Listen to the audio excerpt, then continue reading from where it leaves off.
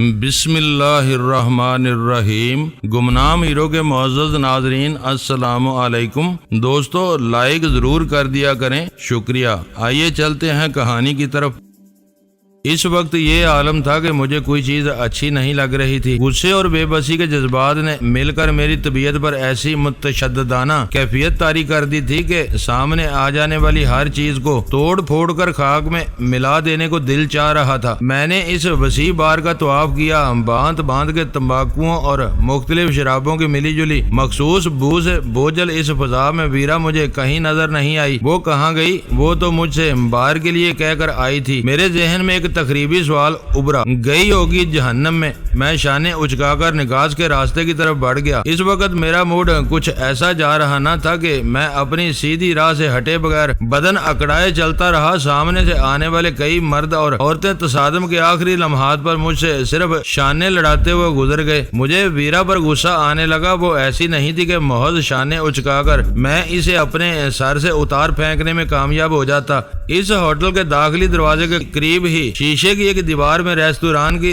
روشن تختی کے نیچے ذیلی دروازہ دکھائی دے رہا تھا، جو شاید ہوٹل کے مقیم مہمانوں کے لیے بنایا گیا تھا۔ میرے قدم بے اختیار اسی طرف مڑ گئے۔ اس میں میرے ارادے کا کوئی دخل نہیں تھا۔ اندر گھستے ہی مجھ پر بیک وقت دو حقیقتیں منکشف ہوئیں۔ ریستوران کا صدر دروازہ سڑک کے رخ پر واقع تھا اور ویرا اس طرف شیشے کی دیوار کے ساتھ لگی ہوئی میز پر بیٹھی اپنے گلاس سے چسکیاں لے رہی تھی۔ اس کی ساری توجہ باہر کے منظر پر مرکوز تھی۔ میں اسی طرف بڑھتا چلا گیا۔ میں نے دور ہی سے دیکھ لیا کہ وہ متفکرانہ انداز میں چیمپئن پی رہی تھی۔ اس کے سامنے رکھی ہوئی بوتل میں بس آخری چند گھونٹ باقی تھے۔ میں اس کی مکمل بے خبری میں اس میز کے قریب جا کھڑا ہوا۔ اپنے قریب کسی کی موجودگی کا لاشعوری احساس ہوتے ہی وہ چونک کر مڑی اور مجھے دیکھتے ہی اپنی کرسی چھوڑ کر ہڑبڑاتے ہوئے معذرت خواہانہ انداز میں کھڑی ہو گئی۔ میری آنکھوں سے جھلکتی ہوئی جارحیت نے اسے مشینی انداز میں بولنے پر مجبور کر دیا۔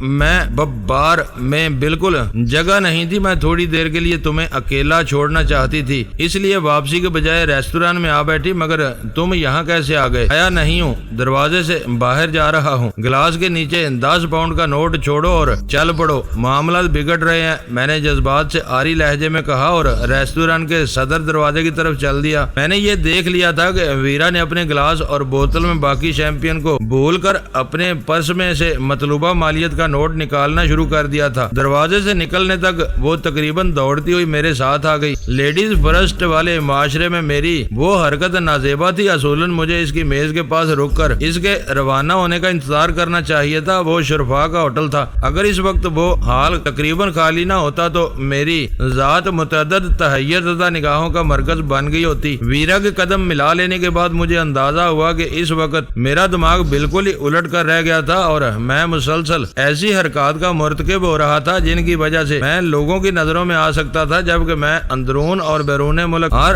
عام مقام پر اشد ضرورت کے بغیر لوگوں کی نظروں میں آنے سے گریز کرتا تھا۔ شیع سے وابستگی کی ابتدا سے ہی وہ عادت میری فطرت ثانیہ بنی ہوئی تھی۔ کیا ہوا؟ کون سے معاملات بگڑ رہے ہیں اور کہاں جا رہے ہو؟ اول خان کا فون آیا تھا، سلطان شاہ کا کوئی سراغ نہیں ملا۔ اس کا خیال ہے کہ لاش بردار تیار ہے۔ سلطان شاہ کے اغوا سے کوئی تعلق نہیں ہے، میں اسی سے بات کرنے جا رہا ہوں۔ اوہ ڈارلنگ، تم کتنے اچھے ہو۔ وہ چلتے چلتے والہانہ انداز میں میرے بازو سے لپٹ گئی۔ میں بار میں نہیں تھی، تم چاہتے تو مجھے چھوڑ کر بھی فون کر سکتے تھے، مگر تم نے مجھے تلاش کر ہی لیا۔ میں نری احمق اور جاہلہ ہوں، تم بہت عظیم ہو۔ میں اس وقت جارحیت کے موڈ میں تھا۔ اپنے بازو پر ویرا کے بھرپور سراپا کا گداز لمس محسوس کرتے ہوئے میرے اشتعال کی رو میں یکایک تبدیلی آئی اور میں نے دھکیل کر اسے اپنے بازو سے الگ کر دیا۔ تم بہت زیادہ بھڑکے ہوئے ہو، یہ تو بتاؤ کہ اول خان اور کیا کہہ رہا تھا؟ جو بات ہوئی وہ میں نے بتا دی، باقی باتیں اپنے کانوں سے سن لینا۔ پھر اب تمہاری کیا رائے ہے؟ یہ خبر تو تشویشناک ہے، وہ دھیرے سے بولی۔ میرا دماغ مت چاٹو اور چپ چاپ چلتی رہو، میں نے تنک کر کہا۔ اس وقت میں کچھ سوچنے اور اپنا ذہن بنانے کی کوشش کر رہا ہوں۔ وہ سہم کر خاموش ہو گئی۔ اس کی زبان بندی کے لیے میں نے اپنا ذہن بنانے کی کوشش کا بلا وجہ ذکر کر ڈالا تھا۔ میں اس وقت جس کیفیت سے گزر رہا تھا اس میں کچھ سوچنا ممکن ہی نہیں تھا۔ فون بوتھ میں ایک نو नौउम्र सफेद फम लड़की हंस हंस कर किसी से बातें कर रही थी। इसके हाथ में बॉल पॉइंट था जिससे वो मुख्तसर से शेल्फ पर टिके हुए कागज पर धीरे धीरे कुछ लिख रही थी। वो प्लास्टिक का बंद बूथ था जिसके ऊपर निसफ दरवाजे पर शफाफ प्लास्टिक शीट थी। हम इंतजार में बाहर ही रुके रहे। लड़की ने हमें देख लिया था मगर इसकी बातें खत्म होने में नहीं आ रही थी। लड़की कभी बाल पेन का पिछला सिरा दांतों में चबाने लगती, कभी रुख और पहलू बदल बदल कर कह लगाने लगती। वो मुश्किल से 14-15 साल की कोई स्कूल तालबा रही होगी मगर जरूरत से कुछ ज्यादा ही बेहजाब और बतूनी नजर आ रही थी। इसकी हरकत में मासूमियत की बजाय पुख्तगी नजर आ रही थी। बंदर की औलाद फोन से चिपक कर रह गई है। मालूम होता है कि एक काल में इसने पूरा बूथ खरीद लिया है। जी चाह रहा है कि लात मार कर दरवाजा तोड़ दूं। गुफ्तगू का सिलसिला खत्म न होते देखकर मैं गुस्से में बुड़बुड़ाने लगा मगर वीरा ने मेरा बाजू थाम लिया। तुम इसे काल मुक्सर करने पर मजबूर नहीं कर सकते। आओ आगे कोई दूसरा बूथ खाली मिल जाएगा। ये शायद अपने किसी बॉयफ्रेंड से बात कर रही है और फोन पर ही दिल के सब अरमान निकालेगी। मैंने गुस्से से घूर कर बूथ की तरफ देखा। इसी वक्त लड़की ने माउथ पीस को चूमा, रिसीवर को हुक पर लटका दिया और मुख्तसर सा पर्स फजा में लहराती हुई मस्ताना अंदाज में बाहर आ गई। हेलो, हमारे करीब से गुजरते हुए इसने मुस्कुराकर कहा। मुझे यूं महसूस हुआ जैसे वो हम पर तंज कर गई हो। बूथ में घुसते ही हम दोनों ने बेहक वक्त शेल्फ पर पड़ा हुआ वो कागज देखा जिस पर वो लड़की नक्काशी करती रही थी। पता नहीं वो कागज इसने दानिस्ता छोड़ा था या वो उजलत में भूल गई थी। इस पर एक फोन नंबर के साथ बेरब्त लकीरों के जरिए गलीज खाके बनाए गए थे।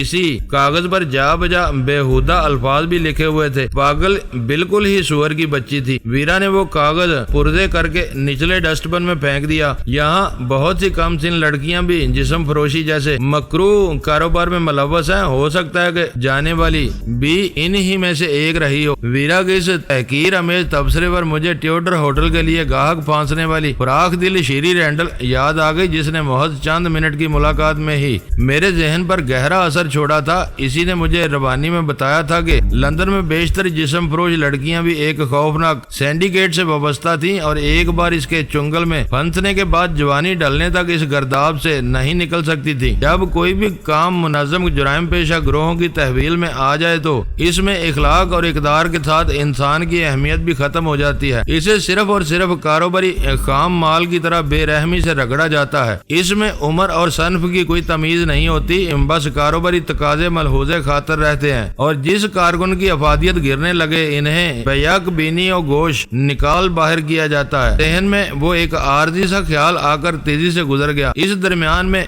मैं अव्वल खान के दफ्तर का फोन नंबर मिला चुका था। चंद सानियों के इंतजार के बाद घंटी बजी और फौरन ही रिसीवर उठा लिया गया। तुम्हारे आदमी अब इसे कहाँ तलाश करते फिर रहे हैं? मैंने किसी उम्मीद के बगैर बराह रास्त यूं सवाल किया जैसे वो गुफ्तगू देर से हो रही हो। हमारे पास इसका कोई सुराग नहीं है। बस पूरा शहर छाना जा रहा है। यूं अंधाधुंध भाग दौड़ से कोई नतीजा हासिल नहीं होगा। नया आदमी रास अलमेडा से ज्यादा मक्कार और ज़हीन है। इन्हें बुला लो और कोई मकूल हिकमत अमली इख्तियार करने की कोशिश करो। मगर यूं सोचने में वक्त गुजरता चला जाएगा। इसकी आवाज से बेबसी अयां थी। मैंने रसानियत से इसकी बात काट दी। सोचे बगैर हम आदमियों की मेहनत और पैसा बर्बाद करते रहेंगे, नतीजा सिफर रहेगा। मैंने दानिस्ता तुम के बजाय हम का लफ्ज इस्तेमाल किया था। फिर तुम ही कोई मशवरा दो, मैं इस पर अमल करूंगा। वो बोला, तुम्हें ये यकीन क्यों है कि वो अब भी इस शहर के किसी हिस्से में कैद है? फिर वो कहाँ गया? जहाज का सारा रिकॉर्ड मैं बहुत अच्छी तरह चेक कर चुका हूँ। जहाज के बारे में मुझे पूरी बात बताओ। इसकी आमद और रवानगी सुल्तान शाह के अगवा के मराहल से बहुत करीब है और ये बात मेरे जहन में चुभ रही है। मैंने इसे अपनी बेलाग राय से आगाह कर दिया। इससे बात शुरू होने के बाद मेरे दिलो दिमाग पर छाई हुई इश्तियाल की लहर मादूम हो गई थी और सही खतूत पर कुछ सोचने समझने के काबिल हो चुका था। वो मस्कत की बंदरगाह पर लंगर अंदाज अमरीकी बहरिया के एक तैयारा बरदार जहाज से प्रवास करके 4 दिन पहले कराची एयरपोर्ट पर उतरा था और आज चला गया। इसने बताया। जहाज कौन सा था और इस पर अमले की क्या तादाद थी? मैंने अगला सवाल किया। इस C-130 पर वो हवाबाज और इनके 3 मुआवन मौजूद थे। 6 ताबूत साथ लेकर सिर्फ वही 5 वापस गए हैं। ये कैसे पता चला कि जहाज पर सिर्फ 6 ताबूत थे? मैंने पूछा। जहाज तकरीबी कार्रवाइयों से हिफाजत के ख्याल से इब्तदा से आखिर तक एयरपोर्ट सिक्योरिटी फोर्स के मुसल्लह नौजवानों की निगरानी में रहा था। इनका कहना था कि जहाज उतरने के बाद इस पर ईंधन और खुर्दो नोश की सफरी जरूरियात ضروریات کے سوا صرف 6 تابوت لادے گئے تھے اور ان میں صرف امریکن میرین کمانڈوز کی لاشیں تھیں۔ میں نے استفسار کیا، کہا یہی جاتا ہے۔ سول سرجن نے تصدیق کے بعد ریفریجریٹر کنٹینر کے بعد وہ سب تابوت امریکی قونصل خانے کے حوالے ایک افسر کے حوالے کر دیے تھے۔ وہ تابوت سفارتی مراعات یافتہ کارگو میں شامل تھے۔ انہیں مہر بند کرنا اور امریکہ کے قومی پرچموں میں لپیٹنا قونصل خانے کی ذمہ داری تھی۔ کیا یہ ممکن نہیں کہ ایک لاش کو بے ہوش سلطان شاہ سے تبدیل کر دیا ہو؟ بالکل ممکن ہے، لیکن وہ اتنا بڑا خطرہ مول نہیں لے سکتے تھے۔ غیر ملکی سرزمین پر 20 میرین کمانڈوز کی بیک وقت ہلاکت کا واقعہ بہت بڑا تھا۔ مرنے والوں کے لواحقین پریس سمیت تابوتوں کو ہوائی اڈے پر وصول کرنے کے لیے موجود ہوں گے۔ یہاں روکی جانے والی لاش کی جگہ وہاں سلطان شاہ تابوت میں بند ہوگا تو ایک اودم مچ جائے گا۔ امریکی شہری اپنے مردوں کی بے حرمتی اور سودے بازی کو کسی قیمت پر برداشت نہیں کریں گے۔ یہی سوچ کر میں نے اس امکان کو مسترد کر دیا تھا۔ اس کے دلائل معقول تھے۔ کراچی سے باقی ماندہ 6 تابوتوں کی روانگی کے بعد امریکہ میں صرف 5 لاشوں کی تدفین پر واقعی ایک کوہرام برپا ہو سکتا تھا اور امریکی پریس پوری بے باکی سے اس راز کی بیخ کنی پر تل جاتا اور جب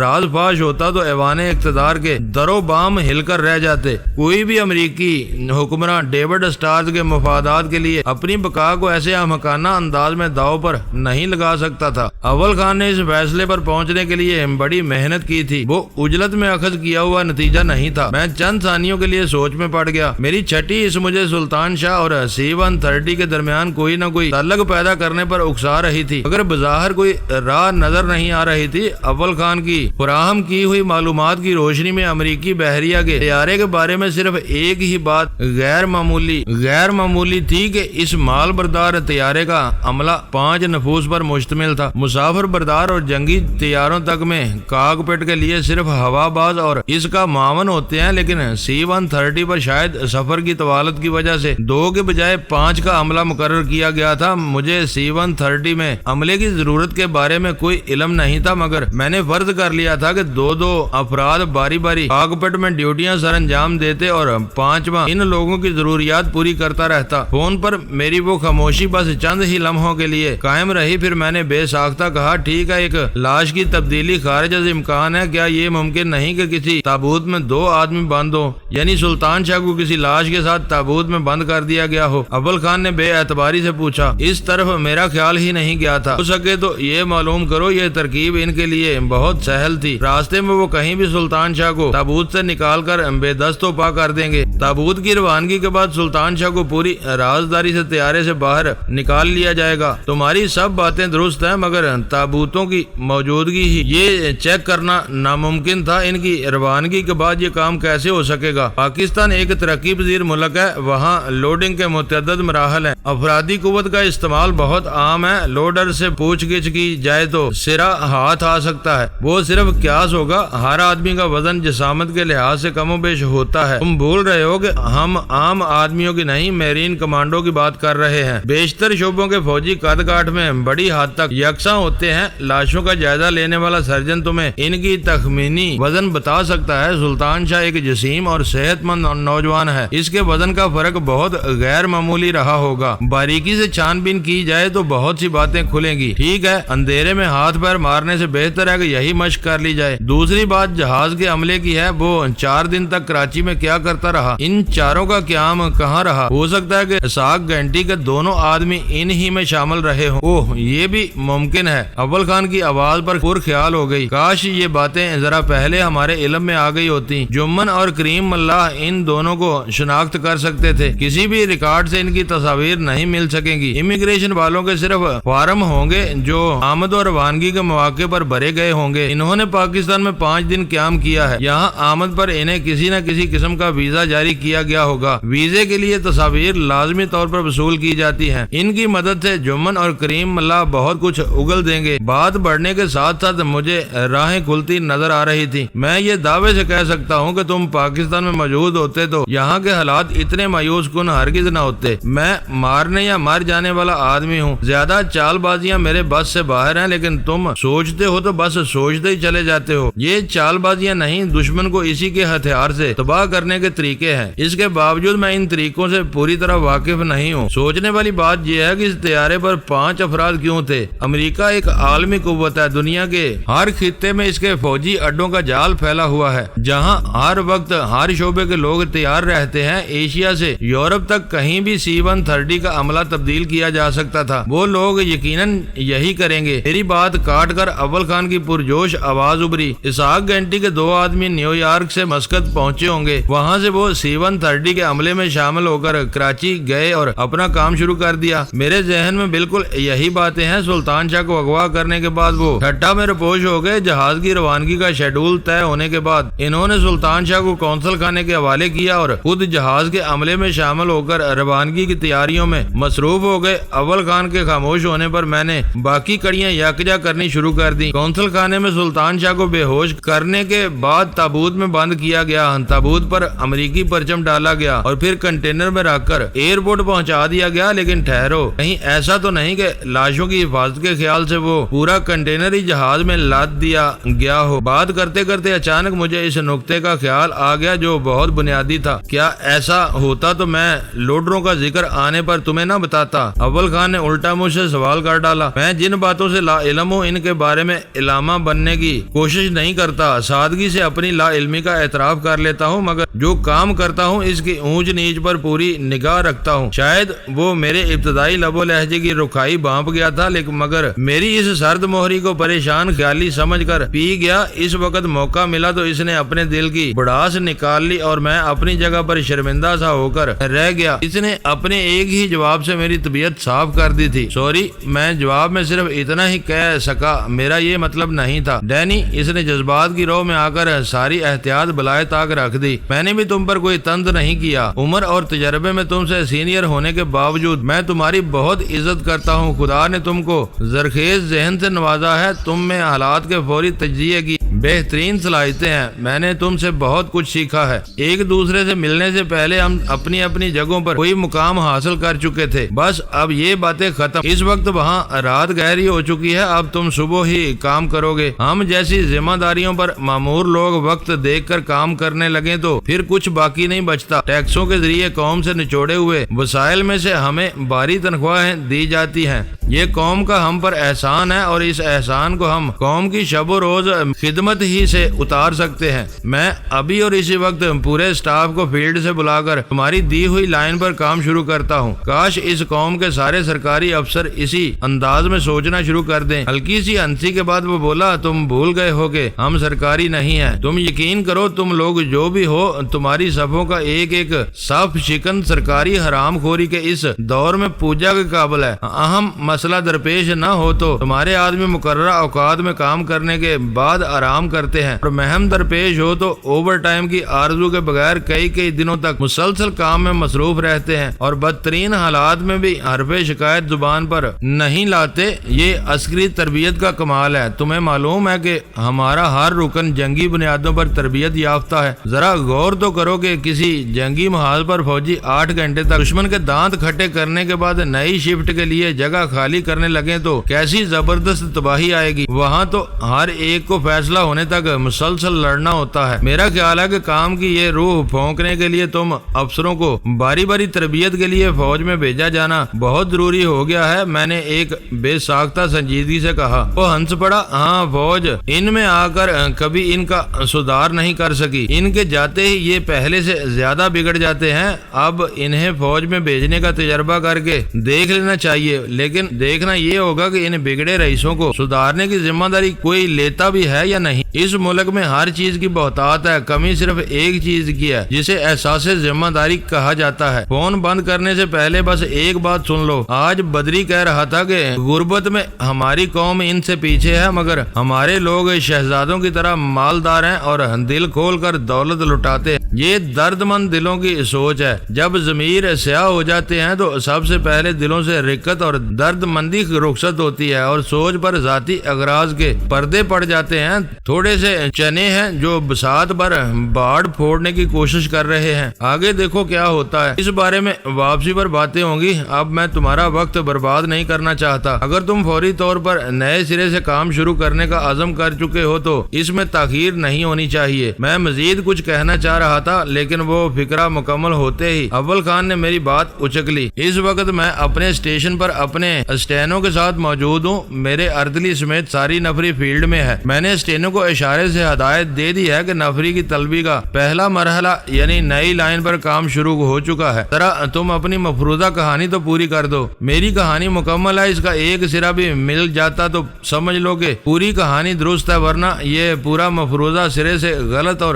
بے سروپا ہے۔ میں نے کہا بات کنٹینر پر آ کر اٹک گئی تھی، وہ سب لاشیں منجمد تھیں اور کھلی فضا میں بھی 3-4 روز خراب نہیں ہو سکتی تھی۔ اول خان نے بات جوڑتے ہوئے کہا اس وجہ سے وہ تابوت C-130 کے ان خاص خانوں میں منتقل کر دیے گئے جو منجمد اشیاء کی نقل و حمل کی غرض سے بنائے گئے ہیں، اور طیارہ کلیئرنس کے بعد پاکستان کی فضائی سرحدوں سے دور نکلتا چلا گیا۔ امریکہ اس وقت کرۂ ارض کی ایک موذی طاقت ہے اور موذی سے ہر ایک ڈرتا ہے۔ اپنے بے شمار اڈوں کے علاوہ وہ جہاں چاہے اپنا طیارہ اتار سکتا ہے، وہاں سے مسقط کا عملہ واپس لوٹ آئے گا اور نیا امریکی عملہ جہاز کو اسحاق گینٹی کے آدمیوں سمیت آگے لے جائے گا اور جلد ہی وہ طیارہ امریکہ کے کسی محفوظ ہوائی اڈے پر اتر جائے گا۔ اس کا مطلب یہ ہوا کہ اس کہانی کی صداقت کے شواہد مل جانے کے بعد تمہیں جلد از جلد امریکہ کے لیے روانہ ہونا پڑے گا۔ اس کی آواز یکا یک پر تشویش ہو گئی۔ ہاں پھر تو امریکہ ہی اصل میدان جدل بنے گا اور وہاں اسحاق گینٹی کی قبر کھودنی پڑے گی، میں نے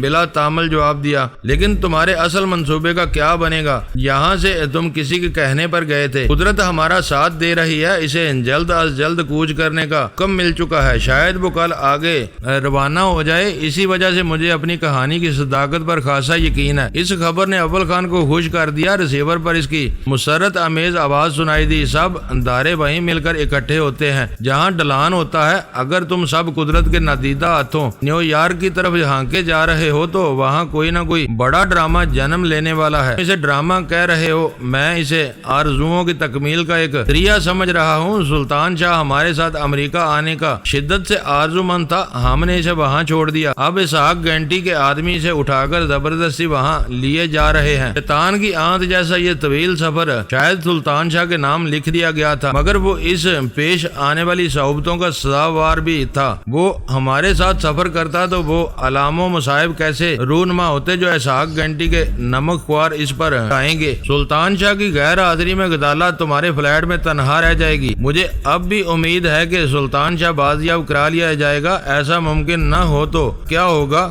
غزالہ دشمنوں کے لیے پہلا نشانہ بن جائے گی۔ میں نے اسے اپنے گھر روک لیا ہے، میری بیوی بچوں کے ساتھ وہ مصروف اور خوش رہتی ہے۔ میری بیوی کو بھی وقت گزارنے کے لیے ایک سلجھی ہوئی تعلیم یافتہ لڑکی کا ہاتھ مل گیا ہے۔ میرا خیال ہے کہ یہ عارضی بندوبست ناگزیر تھا اور تم اس کی توثیق کرو گے۔ عمر میں مجھ سے زیادہ بڑے نہ ہونے کے باوجود ان معاملات میں تم میرے مرحوم باپ کی جگہ ہو، جو فیصلہ مناسب ہو کر سکتے ہو، میں اسے کھلے دل سے تسلیم کروں گا۔ شاید تم ہوٹل کے فون پر بات کرنی مناسب نہیں سمجھتے، آئندہ میں ہوٹل میں تمہیں صرف پیغام دوں گا اور تفصیلی گفتگو تمہاری جوابی کال پر ہوگی۔ فی الحال یہی بہتر رہے گا، میں محفوظ رہ کر بھی آخری لمحات تک خود کو محفوظ نہیں سمجھتا۔ عمراء، شرفاء، معززین اور وزراء، مرد و خواتین کی کھلی قانونی ہم جنس پرستی کے عذاب میں مبتلا یہ قوم قانون کی بالادستی کے بارے میں ایک خبت بلکہ جنون میں مبتلا معلوم ہوتی ہے۔ پتہ نہیں کب ہمارے تحفظ کا توازن بگڑ جائے۔ یہاں ہم اپنا اسکور پورا کر چکے ہیں، اب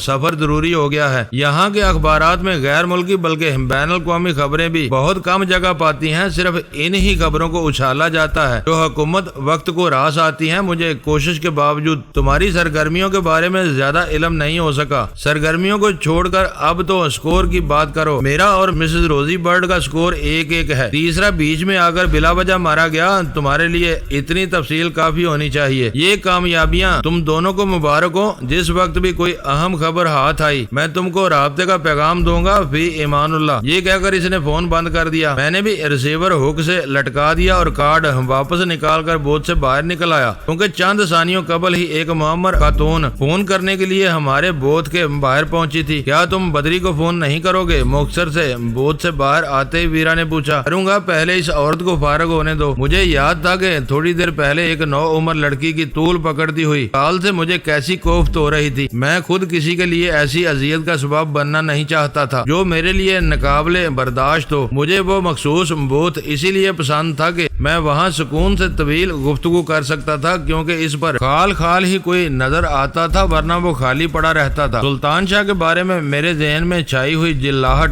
اور برہمی اب صرف گہری تشویش میں بدل کر رہ گئی تھی۔ اول خان سے سرد مہری سے شروع ہونے والی گفتگو کا اختتام مجموعی طور پر مفاہمانہ اور خوشگوار ثابت ہوا تھا۔ میری یہ غلط فہمی بھی رفع ہو چکی تھی کہ اس نے اپنی چھان بین میں بعض بنیادی غلطیوں کا ارتکاب کیا تھا۔ دوستو، ویڈیو کو لائک ضرور کر دیا کریں۔ ISI پاک آرمی زندہ باد، پاکستان پائندہ باد۔ معزز ناظرین، اپنا خیال رکھیے گا اور اپنے اس چینل کا بھی شکریہ۔